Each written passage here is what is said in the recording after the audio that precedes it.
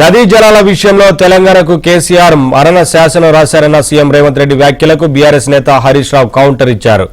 నీళ్ల విషయంలో ప్రతి నిమిషం కేంద్రంతో కేసీఆర్ పోరాడారని సెక్షన్ 3ని సాధించారన్నారు. 2015లో సమావేశం జరిగితే కృష్ణా రివర్ మేనేజ్మెంట్ బోర్డును మిగతా వాళ్ళని పిలిచి కేంద్ర ప్రభుత్వం ఒక సమావేశాన్ని ఏర్పాటు చేసింది. ఆ సమావేశంలో నీళ్ళకు సంబంధించిన విషయాలు చర్చకు వచ్చినప్పుడు ఆ చర్చలో వాళ్ళు మాట్లాడి సంతకాలు పెట్టి వచ్చింది అధ్యక్ష.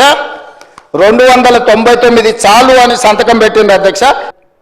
మొట్టమొదట తెలంగాణ ప్రజల మీద మరణ శాసనము రాసింది చంద్రశేఖరరావు గారు, హరీష్ రావు గారు బాధ్యత చేపట్టిన తర్వాత. బీఆర్ఎస్ పార్టీ 299కు పర్మనెంట్గా రాసిచ్చింది, మరణ శాసనం రాసింది అనే చిల్లర మాటలు మాట్లాడుతున్నారు. మరి నిజంగా రాసిచ్చిన వాళ్ళు అయితే 50-50 ఈమెను 28 ఉత్తరాలు రాస్తారా? అసలు 299కు కేసీఆర్ గారు ఒప్పుకుంటే మొదటి అపెక్స్ కౌన్సిల్లో ఇంకెప్పుడేస్తావు ట్రిబ్యునల్లో నిలదీస్తాడా? రెండవ అపెక్స్ కౌన్సిల్లో ఇంకా 7 ఏళ్ళైంది నా తెలంగాణ నీళ్ల కోసం ఎదురు చూస్తుంది, ఎప్పుడు ఇస్తావని నిలదీస్తాడా? సుప్రీంకోర్టుకు వెళ్తారా? ఎందుకు కేసీఆర్ గారు ఇన్ని 28 ఉత్తరాలు రాస్తారా?